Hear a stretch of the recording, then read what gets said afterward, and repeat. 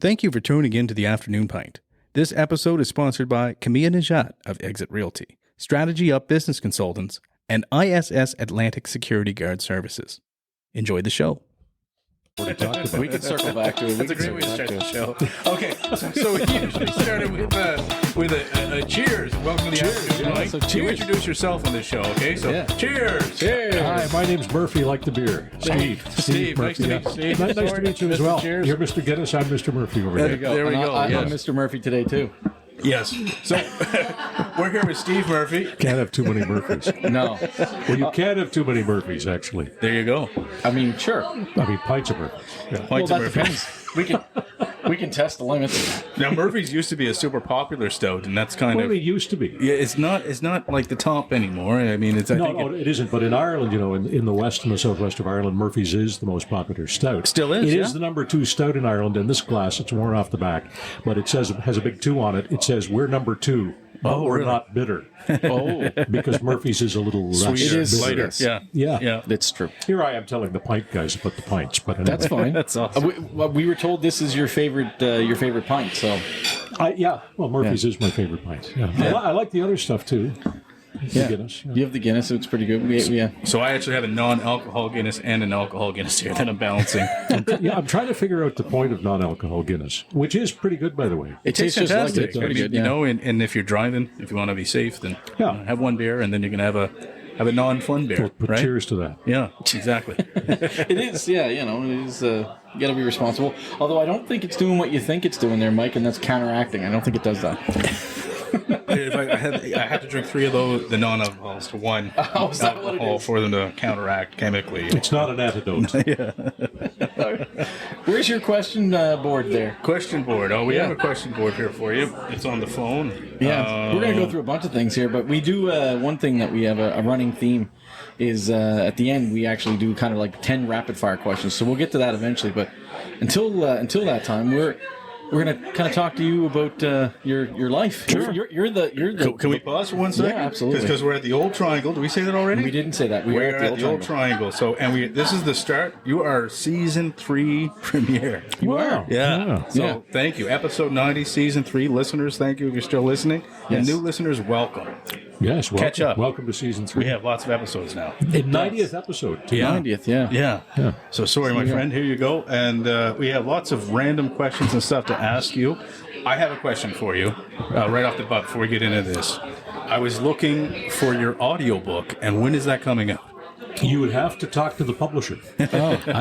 Those are decisions that are way above my pay grade and my knowledge level. Okay, I was looking for it. I was really hoping for these it. are business decisions. I've had a lot of people ask for the audiobook, so there may well be an audiobook. Yeah. But I think it's up to Nimbus, the publisher, to make that decision. Well, if Nimbus wants to call me, we can do this exact same format over pints. I'll gladly sit there and record the whole book with you, my friend. I think that would be a whole different book. You just help me out as a DD or help me out with get me home with a cab, and I'm in, right? I'm 100% in, right? That would be a real fun time, I think.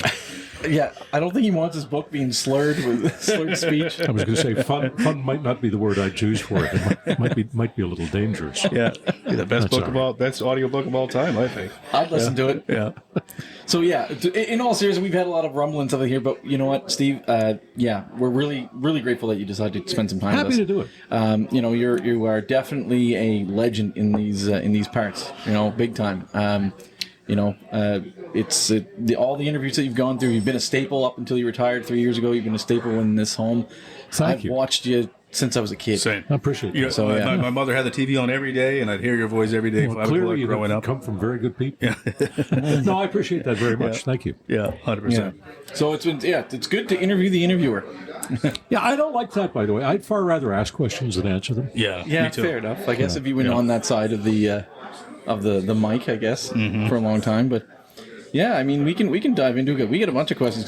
Sure. How often do we get to pick the brain of the pro? So Yeah, tell us what we're doing wrong, and what we should be doing. yeah, exactly. So yeah, why don't we dive in there, Mike? I think are you taking question number 1? Or Sure, mine? yeah. Oh no, I am actually. There It's you me. go. Yeah. Yeah.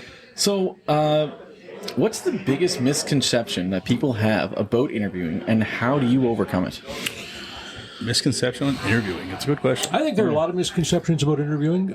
There is a widely held view or suspicion that interview subjects often know what the questions are.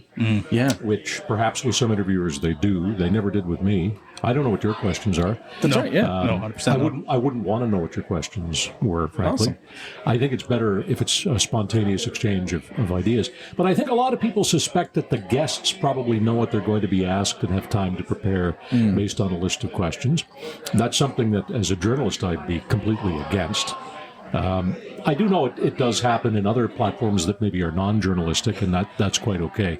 But if you're doing a journalism exercise that involves an interview, the person you are interviewing should be hearing the questions for the first time. That's not to say that you can't give them an idea about areas you might want to discuss. Right. And for example, when interviewing a prime minister or a head of government, it's not unreasonable for their people to want to know, is there something the minister or the prime minister needs to be briefed on to fully answer the question. But I lost interviews because I wouldn't give people questions, and quite surprisingly, sometimes it's the highest ranking people whose people ask for the questions. Those higher ranking people themselves actually don't care. With Joe Rogan, he's a pretty popular guy these days. I guess Kamala Harris wanted things done a certain way, and that's why the interview didn't happen. Well, I don't know why the interview didn't happen, but I do know this, that Joe Rogan would be right not to give Kamala Harris or anybody else the questions. Yeah. But I think there is a suspicion, and I think suspicion is probably the right word for it, because people are very suspicious of so-called mainstream traditional media, that people are told what to expect, and that certainly was never the case with me. Yeah. Yeah, no, that's good. You can tell that from your interview style, too, because, you were fair but firm often. That's what I always tried to be. Yeah. And I think fairness demands firmness, if you want to know the truth. Because if you're trying to interview somebody in what I call an accountability interview, that does require that you hold their feet to the fire a little bit, particularly when you are getting information that passes for an answer when in fact it's something other than an answer. Just because somebody responds to you doesn't mean they're answering. I got a question on that, so I'm gonna freestyle a bit off our page, Matt. Good. Sorry, but we wrote it together just this morning. This is all very loose, anyway. So exactly. Do you find today that the interview format, and I'm not talking about anybody in particular, has changed? Like, do you feel it's different, or do you feel the integrity of like, how do you feel the journalism is today as opposed to maybe 10 years ago? Well, we could do many hours on this subject. Yeah. The one thing that I will say is that it's much different for a whole lot of reasons, some of which involve the technology we're using here. If you can believe we're in a public house with broadcast quality gear, sitting drinking a beer. Right. So the technology has changed. The social media delivery of content has changed a lot. And that has put a lot of pressure on, again, traditional or mainstream media to change and try to compete. What I think is missing in a lot of news media is depth and context. And curiously, some of the media outlets that are most successful in a very competitive environment are those that are still doing context and depth. The New York Times, and I'm not here to advocate for or against their editorial point of view on anything. For sure. But they still do in-depth stuff. Yeah. And they still do backgrounds and sidebars and so on. And I think they're very successful, one of the most successful paywalled media platforms in the world still. Yeah. So I think there's a need for more depth and context. Those things are being sacrificed, I think, to media that don't particularly do depth and context well. And I'll use what Mr. Musk now calls X. That's a good example. Yeah. I mean, 280 characters, it's pretty limiting by nature. You're not going to get a lot of depth there. Right. And it's not a depth platform. But I think there's a need for more depth and more context.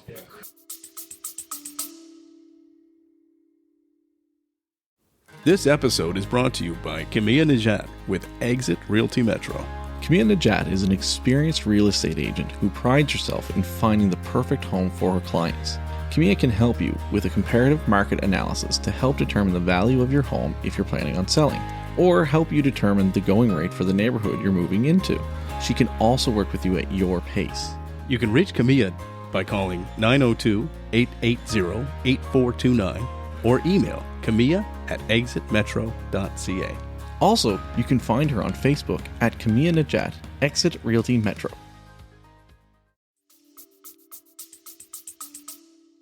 It's interesting. I mean, obviously, over a long career, you speak very passionately about it. But was this something you always wanted to do? Like, is this like 10-year-old Steve Murphy was like, I want to be on the news? Well, pretty much. I mean, I never did anything else. Yeah. I did the PA announcements 16, you wanted to be on when I was in radio high school. in your book, yeah. And I wanted to be on the radio. Now, I will confess that in the beginning, I was more interested in being on the radio, as a teenager probably would be, than in being a news reporter or a journalist or an anchor or all those terms. Yeah. But I quickly decided that is what I wanted to do.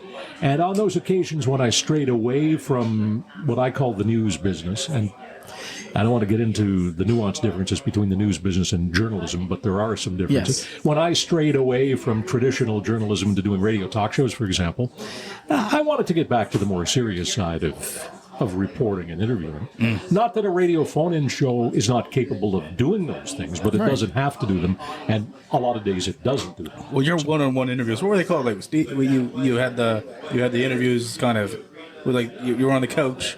What were they called? They had the name, didn't they? No, they were just called the interview. Yeah. But, Just that. But anyways, they were very intense. Like, I remember watching those. Well, some of them probably were. I remember you sitting with Ashley McIsaac, for instance. I mean, I remember sitting on the floor of the and watching TV. Yeah. That particular episode, and just being like, whoa, right? Like, just completely drawn into the interview. Well, and I'm glad to hear you say that, because I think, in order to succeed, an interview has to have an engaging guest. Yes. And I say this all the time. Interviews are really ultimately about the guests. Right. It's this might come as a shock to some, but not to Joe Rogan. The reason Joe Rogan is so popular is not just because he's Joe Rogan. It's because he'll get Donald Trump. Right, And he'll get exactly. everybody else. Yeah. So, it's the power of the guest that draws the audience. So your job then, as you guys well know, is to ask questions that bring out the information that people want to hear from it about the guest. But after a while, like for someone like yourself, after a while, it does come a little bit about you because of like what you bring and what people expect of you. Like, I know I'm a political junkie, right? And I love how you tackle all politics. Well, right? I appreciate that. And you're not, I'm not going to claim you're wrong about that. Sure, there are those people who tune in because they like the interviewer. But what I'm saying is that what makes the interviewer successful ultimately is getting the guest and getting the guests to answer. Yeah. And doing a good, competent interview is the way to get guests. It's, it's a bit of a vicious circle. Well, yeah. But Joe Rogan is successful because Rogan gets guests, and Rogan gets guests because Rogan is successful. That's right. Yeah. Right? It's like Catch-22, right? And I get a pint because you guys have a podcast. I mean, it's Exactly. same sort of thing. So because I mean I know like I've watched I've watched you interview a lot of politics over the days, and honestly, like it even though you're tackling serious issues, you're tackling serious topics, you're having serious interviews, at the same time they're really entertaining. Because sometimes I get to the point. I remember my wife and I watched many of your interviews, and we're like, it's like he's not letting this one go. He's not letting it go. Like he didn't answer the question. Well, you're like, no. no. I'm not going to sit here all innocent and pretend there's not some entertainment value in that. But the point is, if it's just entertainment, it's not enough. If doing the job, if asking the questions, if being persistent happens to be entertaining, I'm fine with that. But if it's all about entertainment, then obviously you'd sit there with a big red nose on and a clown suit, And some people would say I probably did. I think people appreciate the fact that because so many people are afraid to say, like, you actually on numerous occasions said you didn't answer the question. Right. That was your thing, yeah. But the thing is, you're sitting at home, watching and listening, and you're all saying, hey, they didn't answer the question. And we did that in the Mayor's debate. We were proud of ourselves at a certain point. Yeah. So we, I don't know if you heard this when we had the 4 mayoral candidates on. Right. And we had a bucket of democracy. Yes. So we pulled viewer questions out of the bucket of democracy. I'll go back and listen to and it. we just read them out. So they didn't actually know the questions. Because I moderated a mayoralty debate for the Lebanese Chamber of Commerce. Yeah, that's right. Yes. And I think we were the only debate, and this is not taking away anything from the other moderators. Sure. But Norm Nahas and I agreed that they weren't getting questions. And most of the other debate formats had given a lot of them the have candidates prep questions. and kind of, this is what we're going to discuss. Right. These and we questions didn't do were as that. random And by the way, as about... we had the top 4, and they acquitted themselves very well. They demonstrated a real working we had questions knowledge. from previous guests. One I remember offhand was John Reed, was an astronomer, Yeah. and he's talking about light pollution and traffic lights. It's like as random as they get some of these questions. Well, here's the thing: if you're going to be mayor, you're going to get random questions all 100%, over, all over Helen creation. Yeah. Right? Yeah. And it was really fun to see how everybody answered the questions. And the one guy that knocked them out of the park, what was his name, Matt? The last fellow we had on. He was Zoran? Zoran. So Zoran was a lesser-known candidate, really nice guy, and he answered 16 questions. I'm like, he answers many questions. He answered more questions out of the park than the other three combined. We thought we were going to run out of bucket. Isn't it great though that we had? I think we had 16. We did 16 candidates for mayor. Yeah, that's pretty cool. So we had 4 of them on. So we did a flight of mayor candidates with a flight of beers. That's what our concept was. So we introduced every recurring with theme beer. beers. Got to keep the beer in there. Well, Alexander Keith was mayor of Halifax. That's right. There you go. He was the 4th mayor. Fourth mayor. Yeah, 4th mayor. So so it's it is what it is. Actually, that came up not too long ago. We were talking about that. But So let's. What's your question there, Toba? I don't know here. I'm just kind of going through. I might skip. Well, you know what? Since we're on the topic of politics, you know what? Let's ask him about Dion. I want to talk about Dion because obviously that was in your book. Yeah. And you talked about that, and we kind of talked a little about that before we hit the record button too, about the unedited stuff. And you had an unedited situation with Dion. Yeah, I did, and I mean it's well known and it's well documented. It's the first time I really talked about it at any length in the book because it was the first time I was totally free to talk about it in the sense that I didn't make most of the decisions that ended up getting me and us into some trouble over it. I don't know what more to tell you about that incident other than what I've already said, which is that I think that it was really a confluence of a lot of odd circumstances. Mm-hmm. And I know how it looked to people, and I understand that it looked like we had set Mr. Dion up. And, of course, we hadn't set him up. And I've spent a lot of time in the intervening, how many years is this? 16, 17 years, trying to explain that to people.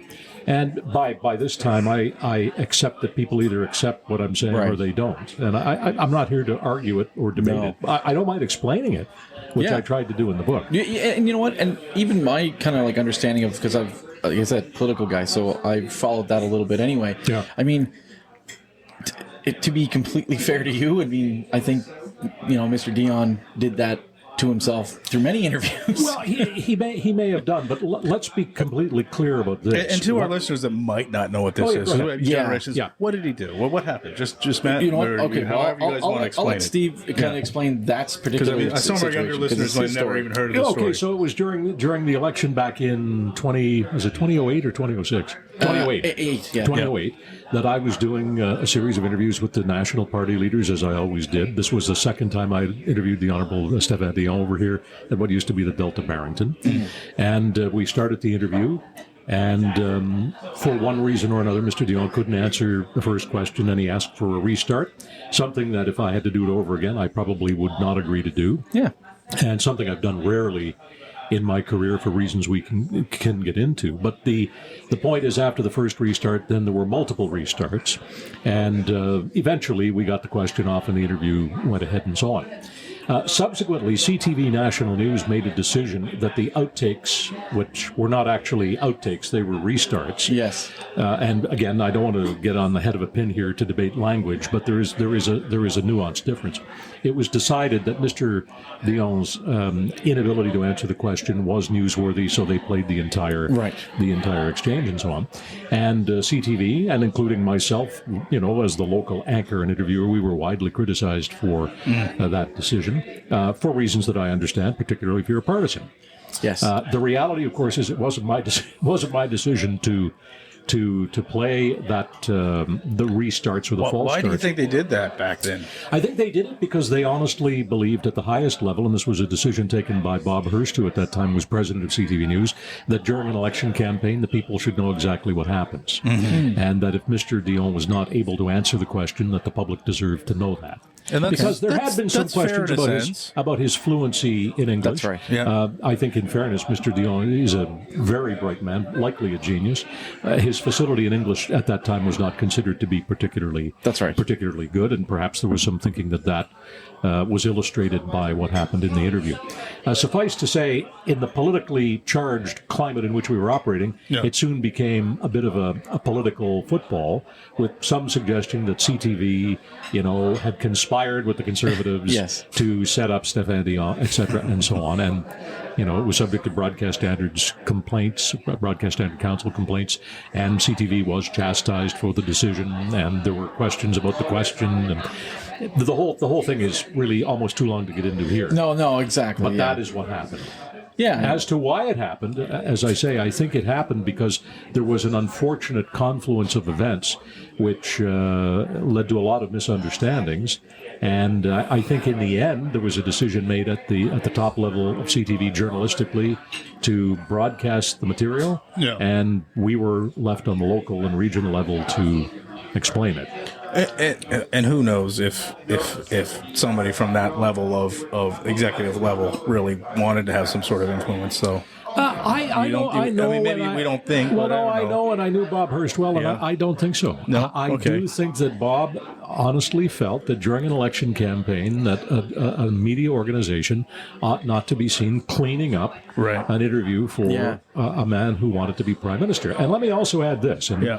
I've been taken on by other journalists about this. I had a long-standing policy of not liking to edit interviews. Right. So when I was told by some in journalism that restarts are commonplace, my response was, well, they might be commonplace in journalism generally, but they haven't been commonplace with my interviews. Right. And That's cool. I would think in the probably 5,000 or 6,000 interviews I did, we might have edited a dozen, usually for reasons of time or a technical problem. Yeah, not we for don't reasons of really content. edit on this show. We give we give our guests an opportunity if they want something removed, and usually that's more on our end. So if I start cursing or going on a swearing target, We're not news though either though. Yeah, well, that's right. We're not By news the way, either. We're there's nothing entertainment. wrong with Yeah. editing. Yes, yeah. And good journalism can be and should be edited. yeah, and we edit our ums and ahs, and sometimes we stumble just to say a full sentence, But- right?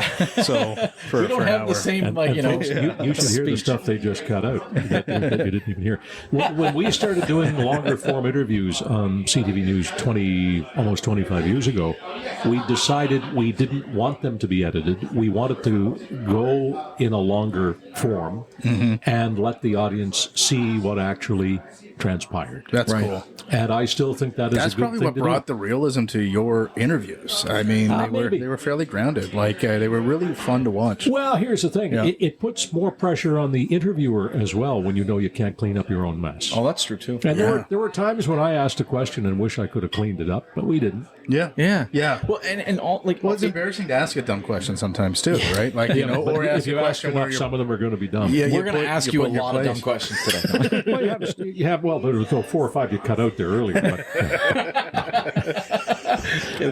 But you know what? I kind of I skipped I can't ahead a little believe we've bit. been here There for was a 4 question hours. that It's hard to believe. I know it's been long. I know this is the evening pint.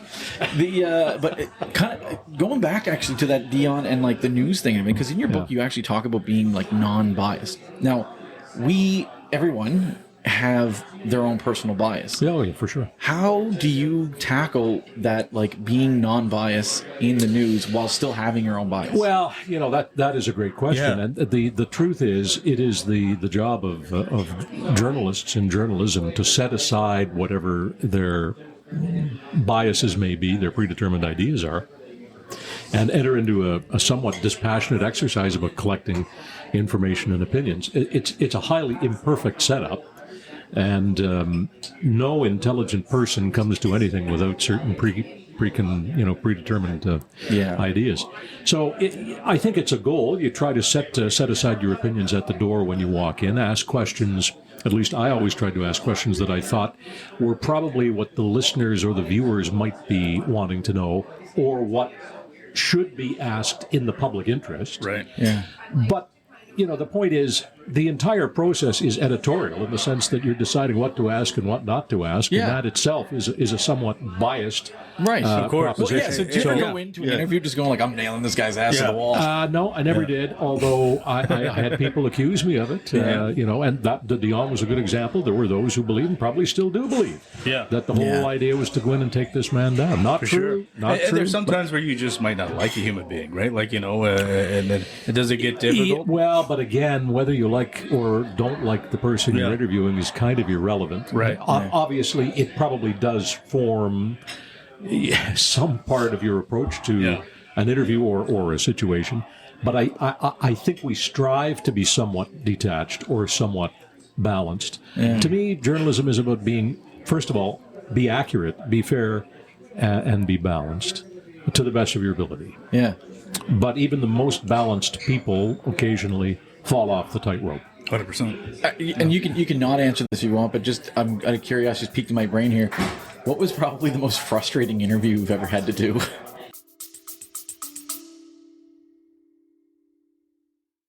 This episode is brought to you by Strategy Up.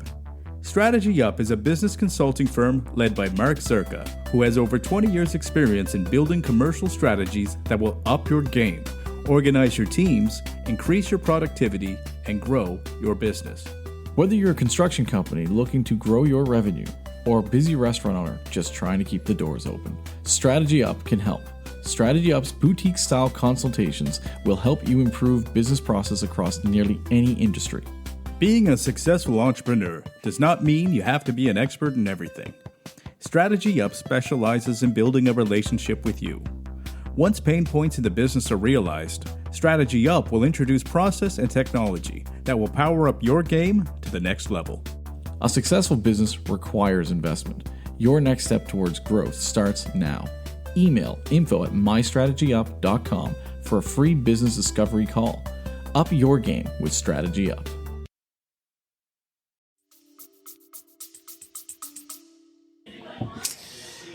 Well, I say in the book that I stopped looking at interviews in that way, the most this or the worst that or the best this or that.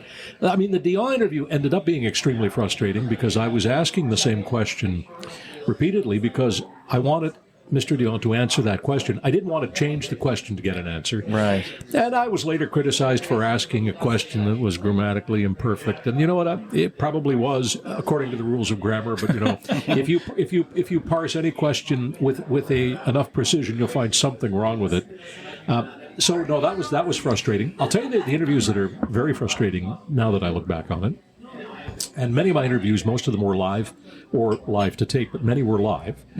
There's nothing more frustrating than when you're dealing with a really competent interview subject, someone who's bright and fully in command of their subject, who knows that by obfuscating and offering a long preamble you'll get into your questions. Yes. And we've got a couple of people, and I happen to have great respect for both of these people, but I'll mention the Honourable Scott Bryson was very adept at that. The Honourable Dominic LeBlanc was very adept at that. Because they know if you've got 6 minutes and they can take 3 minutes to offer the niceties and do the first answer, that's the self-editing reality. It's a politician thing. No, right? it's not. Like I went through with a previous company that I used to work for. I went through media training because I was the media go-to person for Nova Scotia. It's like I asked you a question, you tell me about driving around the entire block to the question nine times, and you never. When I went through, when they flew me up for media training in Toronto, and they talked to me about this stuff, about here's how you answer questions when people are asking. It's like talk as long as you can, stick to your points, get in fewer questions, and if they ever say anything at the end and say like, hey, do you have anything else to add? Always answer it, and always answering it with something positive. Right. Yeah. It's not just politicians, it's businesses. No, although I think it was Ronald Reagan who said about Thomas P. Tip O'Neill, the longtime Speaker of the United States House of Representatives, said if you ask Tip the time, he'd tell you how to make a watch. It's kind of like that. and by the way, if Dom or Scott happen to hear what I'm saying, I'm not really criticizing them. I understand exactly. It's a game. Why they did it, and they're very good at it. They're two very bright guys. They were heavyweights. Dominic LeBlanc is still probably one of the most powerful men in Canada, even though most people don't know it. But he's very good at managing the media menu, and that's one of the reasons he's so successful. Fair enough. Probably never get another interview with him. But Well, I hope you do. I know I would. I bet you would. I think people respect their interview opponents, especially if you were never going out to do what I would call, there is a term out there called gotcha journalism. For sure. Right? And I find that is, I don't like that. To be honest, though, don't you think a lot of that, like beauty, lies in the eye of the beholder? Right. If I'm interviewing someone and you happen to like them, to speak of bias, let's speak of your bias. Yeah. If I'm interviewing somebody and you like them, and I'm being really tough on them, you think I'm out to get them. Yeah, that's true. That's true. But at the same time, there is times too. There are journalist styles where, and this is not your style. And I've seen it. Like you ask an expert on column A about column B that we're not gentleman might have, or woman might have absolutely no idea about that circumstance, right? Yeah. And they're using it to prove their own point or their own agenda for their own documentary, say. Yeah. Right? And that certainly does exists happen. now, too, yeah. And incidentally, we're seeing more and more interviews that are born of formats that are about opinions. Yeah. And the conflation of reporting with editorializing is of grave concern to me, and we're seeing a lot more of it, particularly in the United States, but increasingly in this country and in Europe as well, where the reporter seamlessly flows from reporting facts into expressing opinions. And I say enough of it. Stop it. Yeah. There's room and there's need for opinions, but they have to be separated clearly, delineated from the fact-based reporting. Right. And it's the conflation of the two that is really ticking off a lot of people. And I think bringing journalism into, if not disrepute, at least into some level of suspicion. And we don't need that. I think political divide sometimes hurts good interview questions as well, because it comes with a bit of a defensive stance, particularly if media companies have a bias. Well, and do corporations have a bias? Yes. Well, the answer to that is they're corporations, aren't they? So their bias is to making money. Right. Yeah. And I'm not going to sit here and apologize for that. Let me tell you this. I've worked for some very large corporations in this country, and I've never once been told by anybody who has a corporate role what to do editorially, and I underscore never. Yeah. Yeah. And I only did this for 45 years. Right. I worked for local, and I worked for regional, I worked for that's national. very fair. And I'm underscoring never. Yeah, that's very fair. You know, I honestly, I don't know, maybe this is my bias, but I kind of feel like Canadian media is a lot better than it is in the U.S. I feel it's less bought, but maybe I'm wrong. Right. I hope that's true, but I also think that when we get on a high horse, we're looking to get knocked off. So No, that's fair. I mean, like, I'm not saying I think it's better, Matt, and I don't want to be the pessimist here at the party, but I think it's getting worse. I think it's getting more divided. I mean, you and I had a conversation today on Spring Garden Road with a person that we just bumped into. That's right. That told us exactly what they, they loved a particular politician. And they thought that the politician we had now was trash, and the reasoning was very aggressive. Yes, that's true. true. And we kind of talked back to them and said, we like the person that's here now. We don't like all of their decisions. We don't hate the person. We may not like all the decisions. And the other guy on the other end, there's not much of this. Mike and Matt, you've just defined civility, something that is disappearing. And it's disappearing not only in media, but in almost all of our social discourse, and that's the problem. Yeah. I mean, the three of us ought to be able to sit here and disagree and do so and like each other, or at least respect each other at the end of it. Yeah. And I didn't make up the idea of, disagreeing without being disagreeable, but that is what I'm talking about. Yeah. The civil exchange of ideas in which people who disagree respect each other enough to say, okay, let's have a pint. In a short amount of time of doing this podcast, we've been labeled as both conservative and liberal. Yes. Well, I And can identify with that. I've been accused or celebrated for being all of the above and none of the things. above. And it's just because it's like, I like that issue and I like this about your party, but I don't like that about your I'll tell you party. something funny. Sure.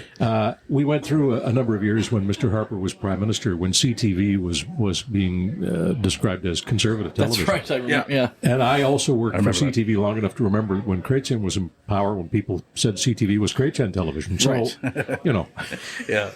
Beauty lies in the eye of the beholder, and so does bias. But I think that is what I mean when I was saying why Canada is a little bit less, is because you're saying you were never ordered to say or do anything. Do as you said, corporations, businesses, they are going to do things and they're going to act in a way that's beneficial to them.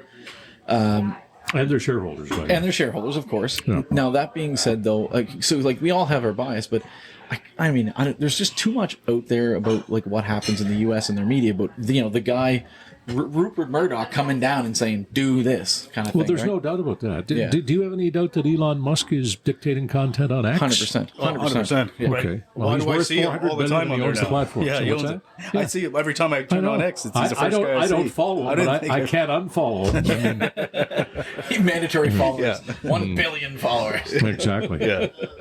But yeah, so that's But look, the publisher has a certain right to have her or his opinion Absolutely. reflected in the editorial And so do we. pages. We have a belief on this show that be kind, listen to each other, try not to put each other down, and try to work together to find a common solution or a common ground. that's that's the good. philosophy of this show. Yeah. Right. It's breaking the proverbial liquid bread. Yeah. Yeah. So when we try to push in And Stout, by the way, is pretty well liquid bread. It's liquid bread. Yeah, it's good, though. It's a good lunch. Yeah, this is the best place for I don't know. Guinness tastes better at the Old Triangle. Sure they really does. do. Yeah. They And really especially do. when it has Guinness- our logo on it. Guinness Yeah. tastes better in Ireland. Have you been to Ireland? No, I haven't. He I spent has. a month in Ireland. Yeah. Did you? Yeah, and in 2008, ancestry's from there. So in Yeah, mine too. 2008, I was I took some time off, and I said we have good family friends over there, and they said I got a trailer you can stay in there for as long as you want. Just fly over, it's yours.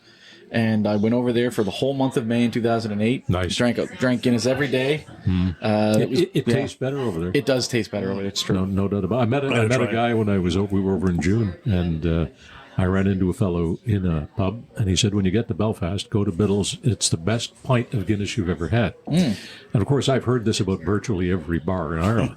Yeah. But Biddle's in Belfast may be the best pint of Guinness Biddle's. I've ever had. Okay. Biddle's, yeah. I spent a lot of time in And Belfast. darned if I know why, but I said to Heather, we were sitting there, I said, maybe I have been conditioned to believe this, although the amazing Kreskin, God rest his soul. But it was particularly good. I mean, I don't know. I'd have to, go back and really truly experiment again. But I can tell you, We gotta more get, we research. gotta get the show over there yeah, for a few I'd episodes. love to do That's that. what we You know should what? try to do this year. If you want to do afternoon pints, Yeah. Ireland's the place. And here's the 100%. great thing: you wouldn't have to line up any guests. No, we just just pick find somebody them at that at the bar. table over there. That was always- it was a Timmy, goal of pick our Timmy over at the hours. bar, Timmy Donovan, then get him to come over. that would be great. Yeah, that was the goal of ours early on. It's like, let's just get somebody sitting at the bar that we don't know and We have them tried come that, down. and the guy wouldn't sit and talk with. There was a guy. We when we first started, there was one guy at the bar because we did it in the afternoon. It was empty, except for this one guy who would sit there there, every and he day. would sit there and he'd watch us do our show. Right. Every single time we were like, "Hey, want to do an episode? Just sit and chat with us. We'll find out who you are." And he's like, "Nah." And we're like, "All right, well, whatever." Yeah. We tried. Yeah. But you know what though? It's true though. Over in Ireland, I was like, I was 23 when I went there, not even 23 yet, and I had so many great chats with people. The art of conversation, particularly in the Irish pubs, is extremely well practiced. I want to get there. That's on the It's list. really, and you're never a stranger in a pub in Ireland. You'll walk Do you in go and over sit often, to the- Steve? I've been to Ireland many times. Yeah. Matt said you were part of the art. Yeah, you 'cause were you're, saying. you're part of the Charitable Irish Society. Well, I've been a member and I've Yeah. done speeches for the Charitable Irish. Yeah. And the Charitable Irish is one of the oldest organizations of its kind. It's like 1700 or something Yeah. like that. And it Yeah. still does a lot of good work. And Eric Greiner, who's the GM of the Old Triangle, is the president. Yes, that's right. Yeah, And Brian, Sharon was Flanagan too, is yeah. the vice president.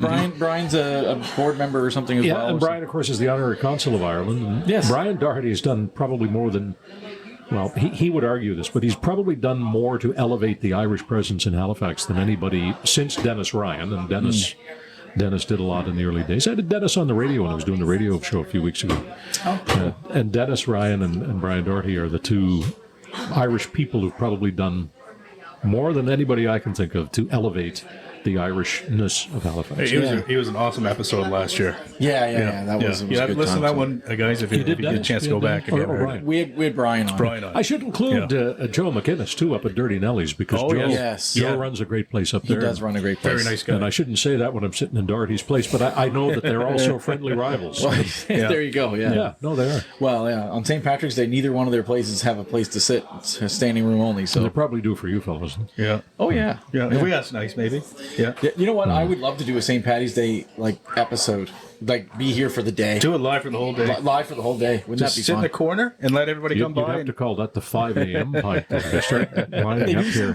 We'll do throw it up. 4 or 5 in the we morning. could throw it up on YouTube, dude, and just have a camera and just whoever wanted to come over and say hi would be an Oh, absolute. you'd be editing that. It'd be an absolute mess. Yeah. You remember Speaker's Corner? That'd be Drinker's Oh Corner. yeah. Jeez. Speaker's Corner. You know what? That came up. I watched a little clip on this just yeah. last week. Yeah. And it was this old clip of Speaker's Corner with Mike Myers before he was famous. Yeah, I saw that. Wasn't that cool? I was like, That was an Speaker's amazing Corner. idea. Speaker City TV invented Yes. that. Yeah. Moses Neimer invented the idea that you could literally walk up to a camera. And I think you had to put in a loony or Yes. something Yeah. at the time, and it activated the camera, and you could say whatever you want. There was an alarming amount of that content that was created by people who may have had more than a pint. Yeah. Yeah. Yeah, because even Bare Naked Ladies before they were famous went and sang a song. Yeah. It was what a cool concept. They should bring Great it back. concept. I bet They you had- would. they just but did wait a minute, something, but everybody's got a Speaker's Corner now. I It's know, called an iPhone or They just or did an something Android. where they had That's like true. a portal It's set not the up same, between though. Madison Square and somewhere over in the UK, I can't remember, but they shut it down within 24 hours because it was just getting too crude. Oh, yeah. What was that called? I don't remember, but I know exactly Where what was you're the talking portal from and to? It was from New York to. Do you remember where about. Yeah, it was? Like it was the London other to New side? York. New York to London. I remember Yeah. that. Yeah. Didn't last very long. No, it didn't. But anyway, that's Yeah. That's enough rambling, I guess. But, Yeah, sure. 'cause Are we rambling? I guess. Yeah. Back to I mean, another organization. Gee, I need to That's talk what happens about when you have pints. another thing. Steve Murphy, top of my mind. I think of Christmas Daddies, and you've been. Isn't that a great thing? Yeah, It's the best. That's Yeah. a really amazing thing to be affiliated with, man. Like, holy smokes. Yeah, and it is, well, I was going to say it's such a maritime thing, and it Yeah. is, but it's such a Halifax thing. Yeah. Yes. Yeah. And I say that because it started in a pub. Do you guys know that? It started in the old Derby pub. I did not up know on that. Gottingen Street in 1964. And it got started because a couple of guys from the radio and television station, Jim Hill Sr. and Jack Dalton, were out to have lunch, which involved afternoon pints, were quarts. And there was a child who came in panhandling for money, and the child really? kept being thrown out of the pub. Wow. So when they get back to the station, they said to Finley MacDonald, who became Senator Finley MacDonald, that there ought to be some kind of a television show to raise money for needy kids at Christmas, and that they did one. If the afternoon Wow. pint can help out this year, 2025, where this episode's airing, Well, we're in. So Yeah, let us know. You let us know what we could do. We'll show up anywhere. And we'll do anything. ChristmasDaddies.org, you can give any time. Yeah. And Yeah. the money's administered by the Salvation Army, and it's not just toys. People think kids need more than toys, and they do. right, But the yeah. Salvation Army is also delivering food. Yeah. And I don't know that it's always grocery baskets. It may be gift cards and so on, but there's a food component to it as well. And they give every dime they can back. Like, they're a pretty awesome Look, they're organization. such a scrupulous organization. And I, here's a quick story, and I don't know that I've ever got to tell this. I think it's about 20 years ago, we got involved with the Salvation Army as the agency to deliver Christmas Daddies funds, maybe a little bit longer ago than that. But the person who was most instrumental in building that relationship was a man named Brian Peddle, who at that time was the commander of the Salvation Army for Nova Scotia. He and his wife, Rosalie, Newfoundlanders, lovely people. Brian went on to become the general of the Salvation Army for the world. Wow. He was the leader of the Salvation Army on the earth. Oh. And he remained a dedicated Christmas Daddies supporter through it all. I had a note from Brian since the last Christmas Daddies. He's now retired. But that tells you something about the Salvation Army, that the global head of the Salvation Army retained an abiding interest in Christmas Daddies. Wow. You know what? Now, that's an amazing thing to think about that. That is amazing. It's another idea for 2025. We got to get in the Christmas Daddies. Oh, you know We what? gotta do Actually, something big this year. I'm actually really happy we had this chat with Steve, and he brought. Let's go back to basics. So it started in a pub. So last year, 2024, we actually in May, we held a fundraiser at a brewery, at a pub. Great Roads, for a gentleman, one of our guests. He's an Indigenous hip hop artist. He has many health issues that are terminal. And he had kind of a thing that he wanted to do where he wanted to go and record with Drake's producer in Toronto. He can't fly because of his medical issues and all this stuff. So, and it was going to take them a while. They couldn't drive for a long time anyway. So it was a long trip. So we actually held a fundraiser. This brewery, Great Roads, agreed that if we could make our own beer, and we were hoping, to sell the beer off and kind of raise funds. Yeah. And they said that they would actually donate 10% of all food and all beer purchases that day during our event. That was huge. And it was huge. And it was actually, they told us afterwards, it was standing room only. It was actually That's terrific. their biggest single sales day ever since they were open. And you can watch on YouTube us making the beer. We made a little video. Yeah, we did a little video of us making the beer, made a coffee nice. brown, right? Yeah. Oh, nice. So it turned out really, It was really okay. nicely. I'd be like a 6.5. He gave it higher. I liked it, but I didn't love it. Right? I want a little more kick next time. Yeah, Stout is 4.2, right? and Yeah. this was a 4.0 beer. Yeah. Yeah. So it was Wow, But that's either way, terrific. but Good it was for you. great. But let's do that. Yeah. We should. We should Yeah, do that'd be that. a cool idea to team up and Kind of do a go beer back this year. Yeah. And Yeah. although it's changed in recent years, so much money has been raised for Christmas Daddies in pubs. Yes. The North End pub, Kay Bryan, the pie lady, used to raise money up there. Oh, yeah. Danny Ladder and Jamie Ladder over at Big Leagues Beverage Room. Big Leagues Beverage Room, there's a 1960s term for it. Yeah. But the Big Leagues pub, they raised hundreds of thousands of dollars. Pubs that are now long gone, Right. they really I think they embraced Christmas Daddies because of where it started. Some people are uncomfortable with that. I'm not. No. I'm not either. No. Some people are uncomfortable with the name Christmas Daddies. I'm not. It's a very, very old, outdated name for a wonderful idea that's not outdated. Yeah, exactly. And it's That's not just a about fair Christmas, statement. and it's not just about daddies. And sure, I hear people want to take pokes at both parts of the name. I say leave it alone. Yeah. Yeah. Look at the work. Yeah. Exactly. No, some things are perfectly fine to remain as they are. No, they're not perfect, but Well, Yes. the heritage is in the name. And yeah. I used to say to Jane Kansas, because the late Jane Kansas, who was a tremendous journalist and an advocate for all kinds of human rights, God rest her soul, she used to really, really criticize the name. And I said to her, Jane, if we can come up with a new name on which there could be a consensus, I think everybody would go with it. But can we change it to stepdaddies just for 1 year and a stepfather?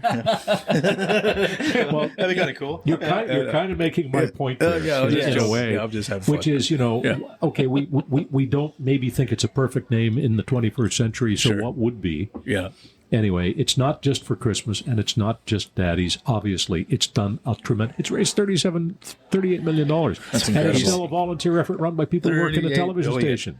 It's incredible. Yeah. Yeah. Because Here in Nova Scotia. That's amazing. We had Ian Robinson on here, and I believe Roxanne. Isn't he one of the best? Eh? Yeah, so he's good. awesome. Yeah. He is, and one of the nicest. I don't know. I've known Is him, he- and Roxanne is the Literally, executive director. of The Christmas title Daddy. of his episode is like maybe the nicest guy or nicest guy ever or something like that. Absolutely. We didn't know how to title that episode. And so here's the thing about Ian, if I can talk, are we allowed to talk? Listen, Sure. Ian is not only a nice guy, he's a really sincere, authentic believer in what Oh, he yeah. does. Yep. He loves the moose, and now he's doing the doing lacrosse. Yeah. But listen to him on the radio. He's an authentic guy, and ton he of fun. loves his work, and it shows. And he's a tremendous guy. Yeah, no, couldn't agree more. So kind of, I guess, talking about the inclusive and all that type of stuff. When you're going about an interview, do you kind of think about those inclusive terms? Like, how do you be inclusive and still be curious at the same time? I try to be accurate, Okay. That's a good answer. Yeah. Yeah. Okay, that's good. Yeah. and I think accuracy is sort of by nature inclusive. Yeah, well, I would agree with that. Yeah.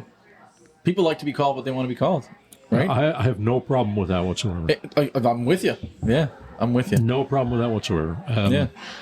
And I don't know why people want to make a problem out of it, really. So this year, what are your plans? I think you're doing some public speaking. Is that right? Like, are you looking into getting into public speaking events? I'm doing a certain amount of that already, and by that I mean I'm speaking to groups and organizations and podcasters. No, Losers, he just said. I'm doing those guys later. No, I'm doing some of that. I'm still doing a lot of MC work. Okay. Yeah. Philanthropic and charity things. Cool. Still doing Murphy's Logic, which is an editorial I do for CTV every Right. other week. Just did about 10 weeks hosting open line radio on Mondays on News 95.7. Nice. It's fun. And I'm doing a little bit of private work, on a sort of consulting basis, kind of the backstage stuff. But I'm busier than ever, really, just not working on somebody else's schedule anymore, which is okay. Yeah. Yeah. I think I would agree with that. Like, I don't know if I will ever really fully retire. I think I would just, I say I've rewired, Yeah. not There you retired. go. Or repurposed is another word. Well, when we I had love Mike you for that. Savage on Mike Savage said the same now. He couldn't tell us, obviously, what was coming Yeah. when we had him on. But He was top secret about it, but now we know. Well, I think he had to be. yeah. But no, I mean, Mike and I are around the same age, and obviously Mike still has a lot to offer. I actually, the fair-minded can debate whether we need to have a lieutenant governor and whether the Royals need to form part of our constitutional democracy anymore. However, You want to talk about that? Because we're both wearing our collada rings. And well, no, but here's the whole point.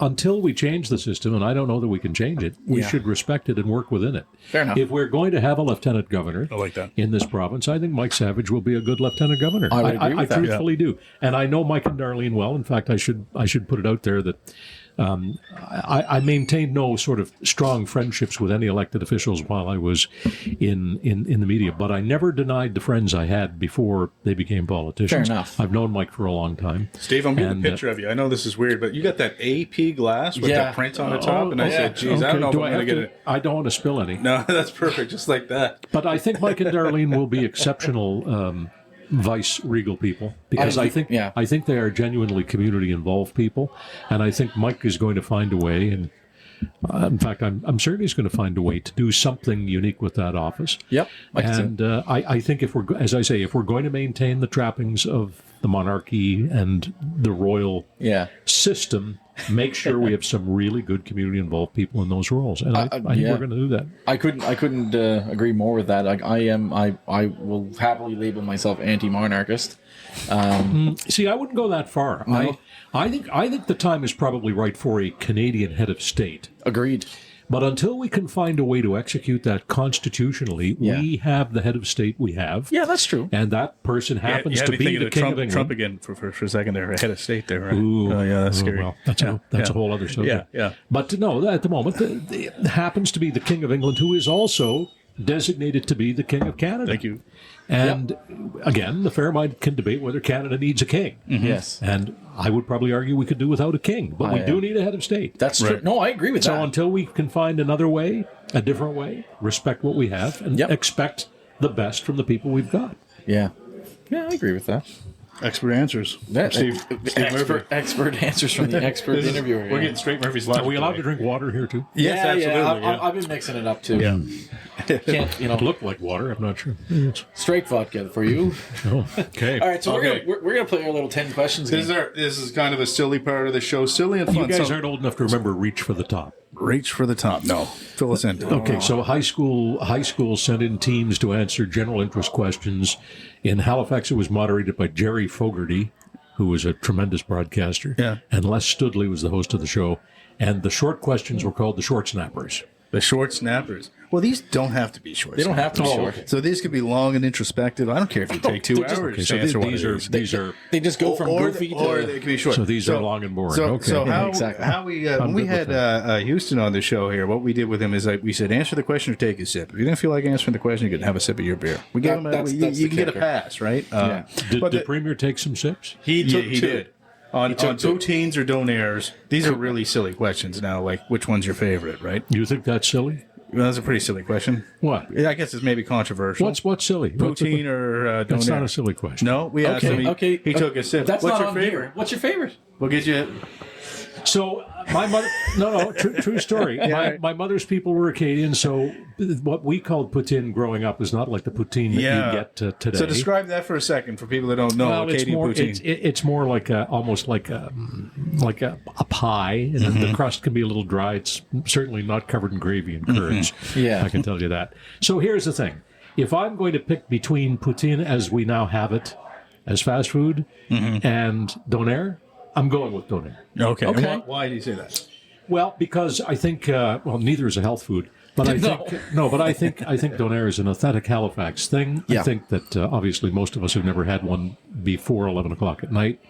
I think it's an authentic Halifax thing, and I think the whole idea of the gravy and the curds. I feel my arteries clogging. Okay. Now, I know they're clogging with the donair, too. My doc's probably listening saying, get him on a diet. But I think I'd go with the donair. Cool. But by the way, I'd be very picky about my donairs. I mean, Okay. a lot of what I see being offered up as a donair, I'm thinking donair-ish. Okay. Yeah. Okay. Yeah, it's See, interesting. my wife's to from Quebec, so I like a traditional Quebec poutine. Yeah, me too. Oh, like the cheese curds, like the real good. Okay. Well, the poutine that we would have had in Acadia and New Brunswick was not la même chose. It's different. Yeah. But I mean, that being said, though, I'm a sucker for a donair. I had donair pizza 2 nights ago. But have you ever had any of these things that they call donairs in other parts of Canada? No, they're not even close. They're not even close. They're don't airs. They're not. Yeah. They're errors. Don't errors. Yeah, I went All right. to. Yeah. Okay, so here we go. We're going to start off with this one. Very easy question, maybe easy question. What is one of your favorite beverages? Oh, stout. There you go. Murphy's. Murphy's Stout. Right on. Go ahead, Matt. All right. So, if you could only save one national newspaper for your country, would you pick the National Post, the Globe and Mail, or another one? Globe and Mail. Globe and Mail. All right. Why do you think humans are drawn to having power or influence over others?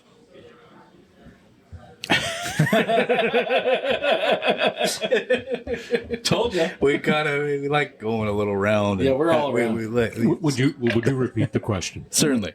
Why do you We've think gone from don't airs to the essence of life. Yes, exactly. Okay. That's how we do. No. Why do you think humans are drawn to having power or an influence over others? I assume it's genetic. It's probably primitive. It's, I don't know. Why do dogs want to be in packs? I don't know. Why do we have 8 personalities? I guess it's in the DNA. Yeah. Cool. Quick answer. Yeah. All right, your turn. Do you have any phobias? I hate rats. Rats. Okay. Well, Matt's a rat. I don't know. I'm just joking. Well, I don't like the 4-legged ones either. It's just easy. I don't know if I'm afraid of them so much as I really just don't like them. Right. That's fair. I don't I think think anyone the likes word rats. phobic and phobia, they're misused a lot. A lot of what is described as phobia isn't so much fear as dislike. But I can't stand rats, and I even know why. It's because in grade 8, my English teacher, Peter Armstrong Gilchrist, gave me George Orwell's 1984 to read, and I don't know if you can remember 1984 and the role of the rats in that story, but enough said. I can't even safely think about it. But I really detest them. Do you have a fear, Mike? Fear? Yeah. I have an irrational fear of like hornets and wasps, and I've been stung many times. Not irrational, though. Yeah, I guess I mean, it's it a rational hurts, and fear. you But can like, react I to get way too nervous when I see one. Like, I mean, and knowing that I've been stung and it doesn't hurt that bad, and I can get through it. I've had things that hurt more than that happen. But yeah, every time I see one, I'm like, You know what, blood though? pressure goes up. I'm mine's needles. Yeah. And I've had that since I was 5 years old, for as long as I can remember, 4 or 5 years old. You're afraid of them? Truly Yeah. afraid of them. I took one- I get them, and I mean, like, you have to get them. But it's the weirdest thing. Like, I've thrown up. I've gone into convulsions. That's phobic. then. True phobia. Like, Yeah. honestly, like when I had to go get my COVID shot, I had to sit in my car for 20 minutes after I left because I had to just sit and calm down because I can't drive.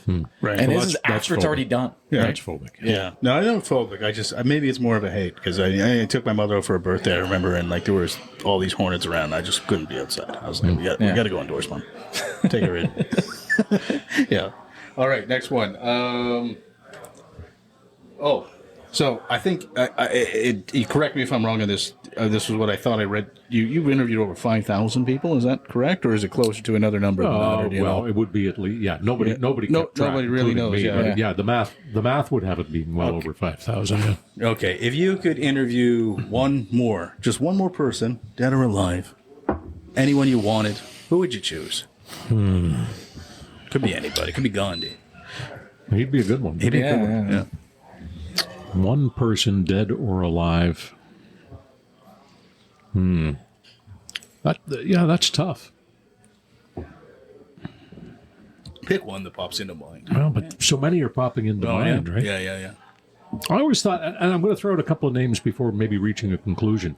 In her lifetime, I thought the Queen would be fabulous to interview because nobody did. Yeah. Yeah. I mean, the Queen didn't do interviews. Popes don't do interviews, although this Pope does. Yes. He's done some interviews. Yeah, he's pretty And down to earth. Yeah. Selfishly, I'd love to interview Churchill, Winston Churchill. Wow, cool.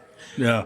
That would be. It's so funny. We were actually walking down Spring Garden Road today, and I saw the Churchill statue, and I just kind of jokingly said, "Hey, we should get Churchill on the podcast." I'm surprised but pleased that nobody's taken that statue down because he's such a wholly imperfect person. Yes. You know, Churchill wrote more words than Shakespeare and Dickens combined. Really? Wow. I didn't know that. Yeah. Holy smokes. Wow. I just think he was such a consequential person. And again, I don't venerate at the altar of Churchill, if you will, Fair enough, because yep. he was so imperfect. There was much he did that was not entirely commendable, and some of it was pretty despicable. Yeah. However, I think he was one of the towering figures of the 20th century, and I think he'd be fascinating. And you'd have no trouble getting him to have a pint. You'd have a problem getting him to stop. He'd probably be good enough. He'd probably be the kind of guy to come on the show, despite his. I think so. I think he'd say, "I'd go have a beer." He with wouldn't those lads." remember it afterward, but he probably would have done it. Well, I mean, as you know, he prosecuted the Second World War intoxicated for virtually all of it. Yeah. Yes. Yeah. But this is the thing is like I watched so many versions of that on Netflix now. I mean, I don't Have know you which. watched the docuseries, the Netflix docuseries? That's what I'm trying to remember. It's a 4-parter. It's just out. Is that the one, or is that I've only seen brand the new? first couple. Okay, Yeah, it's recent. I haven't seen anything brand new. No, I very- saw where it's good. John Lithgow played Churchill, and yeah. he did a remarkable he job. did I do it. thought. Yeah. Right? Which is amazing because Lithgow was a big guy and Churchill wasn't, but Yeah. Lithgow was still terrific. Oh, it was a wicked job. It was really good, yeah. So, but I agree with what you said there about how, like, he was hugely in the 20th century. I mean, like, World War II obviously impacted the world in such a big way, Profoundly. But I think it's more than what people realize. Like, when you go down, we have plastic bags because we decided to change. Like, they needed metal and things like that. Like, plastic got used more because of it. Right? I agree. And one other thing that and again, I've been reading about Churchill for most of my life. One of the things that many people around here don't realize is that one of his intimates was a maritimer, Max Aiken, Lord Beaverbrook, from New Brunswick, who is another guy who punched way above his weight, another man, small in stature, huge in influence, really controlled Fleet Street, the British press, but he and Churchill were extremely close. Okay. And that such a person from our corner of the world had such an outsized influence on an outsized person like Churchill, I think is underappreciated. Yeah, wow. Yeah. Very cool. Yeah. Great answer. And I think they had a couple of pints as well. All right, so with question 6 here. So this one really changes it up again. Do you think animals have souls? Tell me what a soul is and I'll answer the question. Great. Oh. I think we have to sip our drinks. Yeah. I gotta take a drink, I guess. Let Let me qualify. Yeah. I live with an Australian shepherd named Ramsey, and boy, Yeah. he's a spirit, man. There's no question. Well, So I don't know. Yeah. well, Saint Thomas Aquinas would say that we are our souls attached to carbon bodies. Okay. And it's the soul that is the likeness of God. There you go. Well, That's what. it's deep, man. Yeah, that's Saint right. Thomas Aquinas. I'm going next We're into Aquinas here already. Yeah. Yeah. This is the perfect follow-up question to that last question. Okay. How do you handle awkward or unexpected moments during an interview? Just handle it. Yeah. Yeah. And do you have any, just kind of, you stay calm, kind of? Well, you try to stay calm. I had a conversation with a few people yesterday. We were talking about, what's the key to life, and in sort of a big picture sense. I say the key to everything is preparation. But when we live our lives, we're basically just preparing for whatever comes next. Yeah. But the key in an interview is to be prepared and to have a good understanding of who the person you're speaking with is, what their background is, to have a pretty good understanding of what their opinions are, and if you are well prepared, then you remain calm and just carry on. Right. Right. Yeah, stay calm and carry steer on. into the skid a little bit and just be like, well, that was awkward. Moving on. Well, you know what? I've done that. Yeah. All right. Okay. Is it my turn? I think it's my turn. Yeah, go. So name a place that you are most certain that you have visited and you never will again. Place you visited for the last time. Yeah. Because I don't want to go, or because For whatever reason. Whatever reason. Maybe you have no reason to go back there, or maybe you don't want to go back there. Right? It's just kind of a philosophical. I don't know. Doesn't have to be that deep. Maybe you didn't like the food there. I think that's a fairly deep question, though. It could be. I think there are a lot of deep implications there. Yeah. A place that I won't go again. Does it have? Okay, I am never going to sit behind a horse again. How's that? Sure. Okay. Yeah. And One time when I was hosting Live at 5, I had to sit in a carriage behind a horse on a harness racing track, and I realized in that moment, looking at the rear end of that horse, that those legs were really scary, and I'm never sitting behind a horse again. Now, that's not the kind of place you had in mind. That's a place. That's a place. That's a place in my mind, and I don't ever. You asked about a phobia. I have a fear of the hindquarters of horses. That's fair. Yeah. I mean, their kids can kill you. Kids can kill you. It's They a can. rational fear. They right? can. Yeah. Anyway, another place. Yeah, I don't know. I've liked almost everywhere I've gone because I like going places. Yeah. Yeah. You know what? Okay, well, we can lob up. It'd be a hard question for me to answer. One question that we asked the premier, Yeah. and he thought it was a tough one, but we'll do a little question B to this one. Is would you rather? Are you a type of person who would like to go to the same place like over and over again, a familiar place, or go somewhere new? Both. I've been going to the same place in the Dominican Republic for 25 years. Okay. But I love going new places. And anytime I go to a country I've been before, I always want to go to new places. Right. But I want to do both. I like the comfort and the familiarity of returning, and I like the joy of exploration. You know what? You and So I we are do a really little similar bit in both. that. Yeah. What I've did been the to- Premier say? He says he does like to explore, but he likes familiarity. He likes familiarity. Yeah, Because he he likes and Carol lived in Bermuda for That's a long right. time. They did, yeah. Here's a story that, just to toss it out there. I first knew Tim Houston when he proposed marriage to his wife because his wife's father was my editor Oh, Wow. at ATV, Art there you Steves. go. Yeah, I saw Art at Small Christmas world. Daddies. He's the only person who has worked on all 61 Christmas Daddy shows. Art Steves, the father-in-law of Premier Tim Houston. wow. Very cool. There is some trivia for the afternoon pint listener. Oh, there you go. Yeah, well, we'll take that. And, That's a good one, yeah. yeah. Okay, number 9. Ready? Is this like the $1,000 minute on Move 100? Do I get $1,000 at the end This of is a this? tough I'll buy you another pint if you want. Wow, okay. Give me the 1,000, I'll buy you a pint. All right, number 9. This is another great question. Yeah. What is your Wi-Fi password? If you don't want to answer, you can How take a about, drink. how about It's the fine. truth? I don't know. I don't can't know? remember. Actually, I do know what it is because I had to change it yesterday. I had to change up my yeah. modem. Oh, Okay. my gosh. That's a pain in the arse. Yeah, that's a long. My Wi-Fi password is hard to remember. The best part is if it actually was hard to remember. Yeah. perfect. Yeah, really. Oh, shh.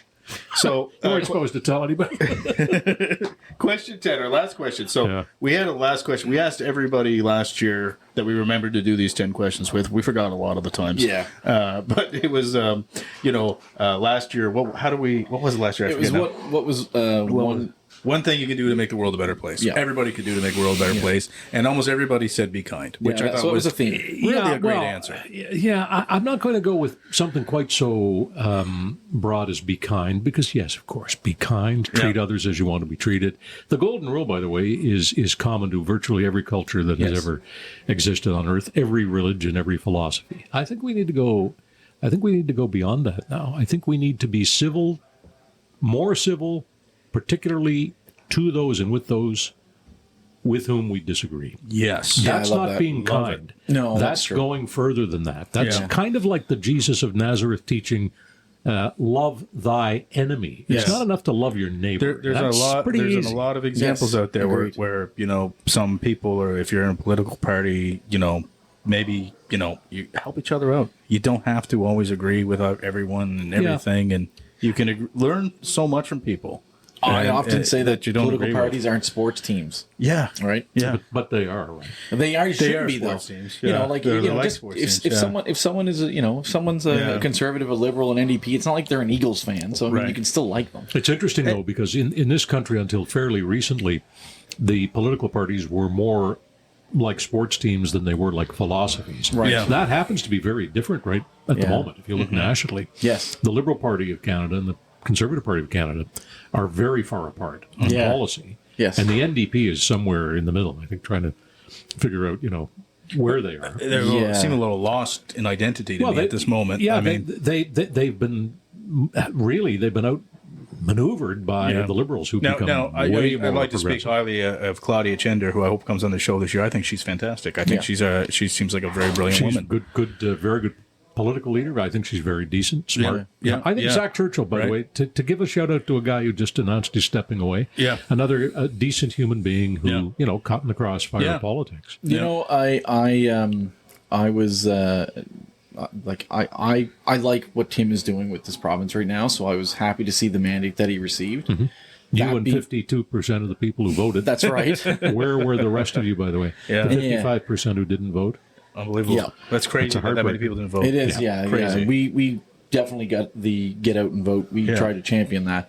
That being said, I listened to Churchill's speech on election night, and honestly, one of the best times he has ever spoken, and I wish he carried that through the whole time he was in politics. Mike, may I share an observation that I've made following, I don't know how many interviews with defeated people or people who've stepped away from political office, quite often the best interview they've ever done with me was the one they did after they lost or after they quit. And it's because after you lose or after you quit, you don't have the burden on your shoulders anymore. You are truly unencumbered, and you're able to say what you want. Yeah. But Do you feel that way now? Oh, yeah. Yeah? 100%. I mean, I've got opinions that I've been sitting on for 35 years. I mean, yeah. All right, let's hear them. Yeah. Well, They're all coming out on our audio book that's being released later this year. Yeah, exactly. No, but one of the things I do when I do give speeches and presentations is I say, ask me anything. Yeah. And here's what I'll tell you about that. Just because you can ask me a question doesn't mean I have to give you an answer. That's right. But telling you I'm not going to give you an answer is an answer. That's like true. if I don't know or I won't tell you is an answer. Yeah. I don't know is a fine answer. People, that's underrated. I don't know. I love I don't know. That's my favorite answer. It also has the virtue of usually or often being true. Yeah. Right? Yeah. Yeah. Okay. So we the new changed it up. season 3 question. You're the first one getting You're the this first one getting this. This is going to be the question that's going to carry on for the rest of the year as our closer question. Oh, okay. All the other ones Is are this random airing and foolish. in January? January. It's going to be on January 7th. Yeah, you're leading. Oh, up. okay. You're gonna be so the I first. won't even be in the country when this No, airs. that's right. Yeah. So Matt, good. go ahead. All right. So what was? He said good. No, I'm kidding. I know.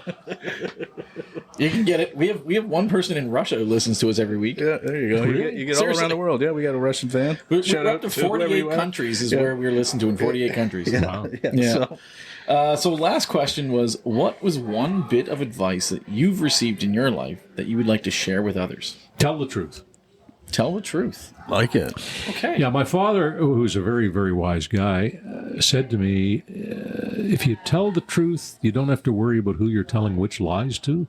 And he didn't mean it. He didn't mean it in a joking way. He was more than half serious about it. If you basically call it straight, you don't have to keep changing your story. Yeah, that's true. Yeah. Mm-hmm. So, yeah, I think tell the truth.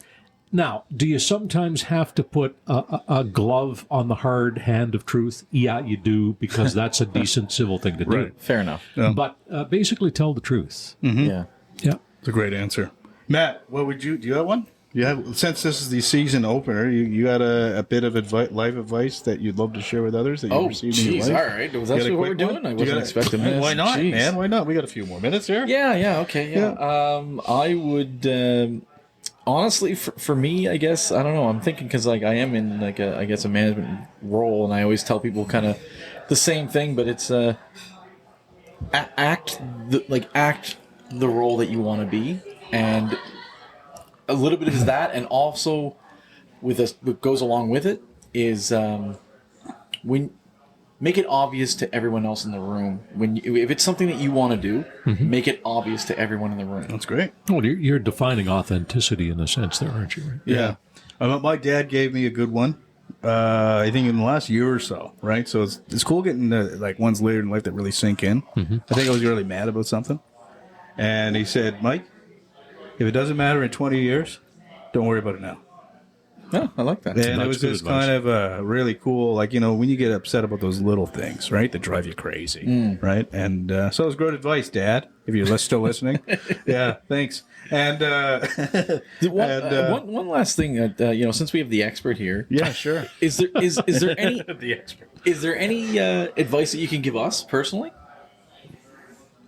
No, keep doing what you're doing. Thanks, right? man. Yeah, I Appreciate think we will. it. Yeah, Yeah. 100% will. The thing, and the people who are listening to this, you can't see it, but you guys are having fun with this. Yeah. You take it seriously, but you don't take yourself seriously. Right. So, yeah, no, I think it's a great concept. And I got to tell you, the podcast world is so cluttered that finding the niche is hard. I think the afternoon pint's a pretty cool idea. Yeah, it's working so far, so we're going to keep it going. So we really appreciate that. I have to say hi from Heather in Colorado, who's a super fan of you. Okay. Hi, that- Heather. There you go. That's it. Yeah. And, Colorado. yeah, there we go. And anything else? No, I think that's pretty much everything. I mean, it was the podcast stuff. I mean, I guess there was one thing that we never got to. What was it? Just about technology and how you feel that what technology is, how it's going to affect news, kind of moving forward, news, media, whatever. I mean, how has it affected it already? All the changes we've seen are due in no small measure to technology. The technology it's not technology in the pure sense, but what I'm most concerned about now is artificial intelligence. Yeah. And I'm just in the middle of, in fact, I'm almost in the back end now of Nexus by Yuval Noah Harari. Mm-hmm. And if you haven't read it, I suggest you do. It's pretty frightening. Yeah. Sobering is a good word for it. It doesn't do any good to be frightened by it because... What's the gist of they're trying to talk about in that book? I mean, he's talking about the evolution of all communication and where it goes now that we are, for the first time in human history, not going to be necessary for communication. Right. Up until this point, all communication has involved humans. Mm-hmm. Yeah. Artificial intelligence doesn't need us to communicate. It communicates with other intelligence. Yeah. Artificial intelligence. And he's actually suggesting that artificial intelligence may be alien life. It could be sentient. Yeah. Alien life. Yeah. So, read it. Yeah. That's cool. I love that. I love reading about this stuff. So, and the reason that I worry about that is because it's important to know what's true and what's not true. And it's important to know where information comes from. It's important to know the motive of the source. And I think that's going to become increasingly difficult, if not impossible, with artificial intelligence. Already this year, do you know what happened this year with SEOs or search engine optimization? Because I'm in the podcast world, I'm obsessed with trying to get our podcast seen and heard. I love all those sentences that are terms that I don't even understand. So search engine optimization is really just showing up on the top of a Google search, right? So if you search Afternoon Pint, I want you to see our podcast and not some dude in Dublin having a drink, right? Okay. So unless I'm the dude in Dublin. Yeah. But anyways, what's happened now is AI can now generate. It can actually generate my entire episode description. So we'll listen to this whole episode. It will actually write everything for me, and then I go in and I fine tune it. Okay, that's not actually what happened. If the AI reading into our episode or reading the transcript was inaccurate, I correct it and then I put it out. But anyways, what's happening now is all these AIs promise to be the most search engine optimistic, like that they'll all show up at the top of the Google charts. So then what effectively happens with all of these AI voices speaking? Nobody gets heard. Right? What happens when you're totally left out of that, though, and the AI just decides to do what it wants to do, irrespective of what you think? I know. Yeah. I mean, it could happen. And Harari tells a wonderful story. I mean, the book is, it's a beautiful book. Yeah. He's a fabulous writer.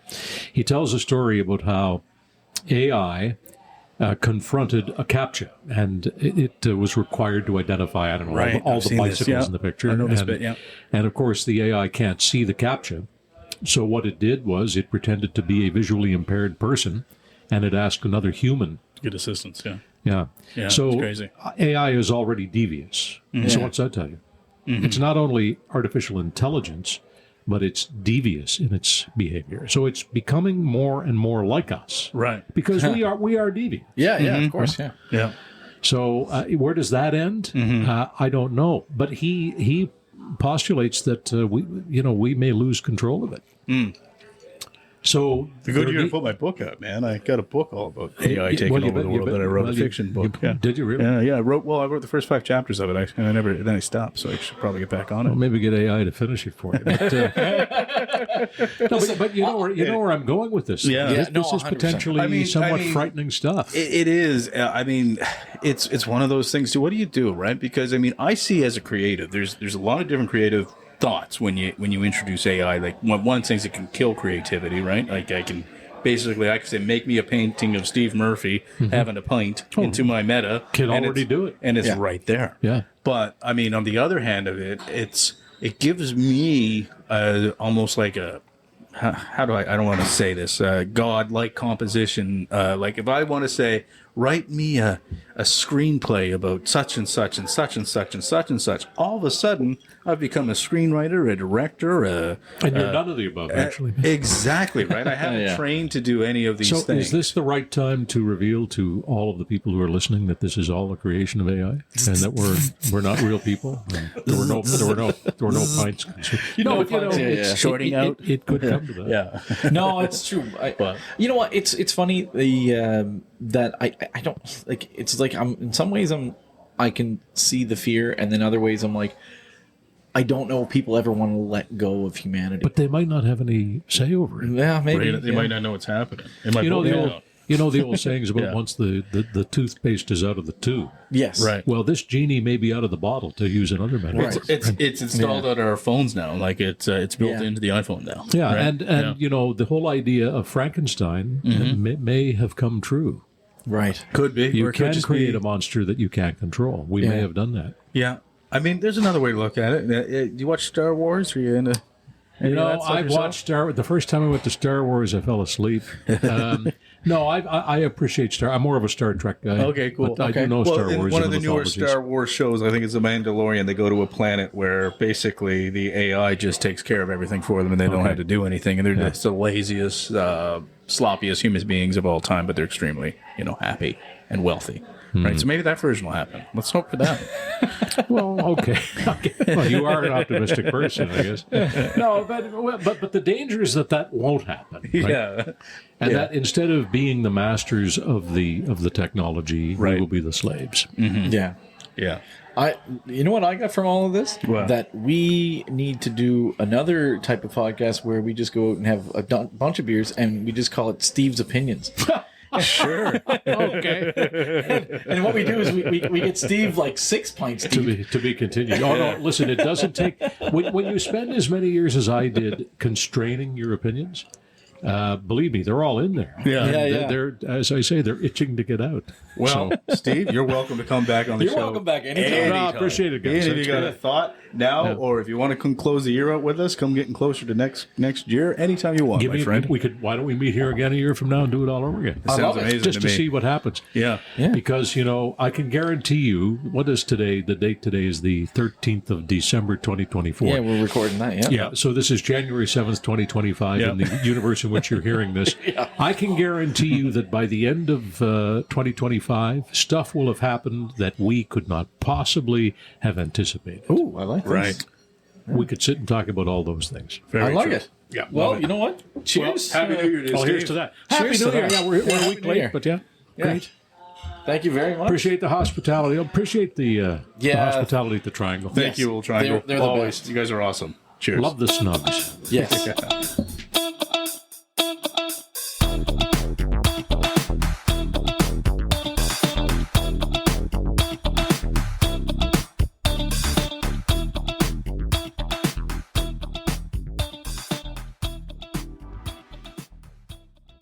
Thank you for listening to The Afternoon Pint. We are an independent podcast and we need your support. Please take a moment to hit that like, follow, and share button. Email us if you have an idea or suggestion for the show. Please send your feedback. We'd love to hear from you.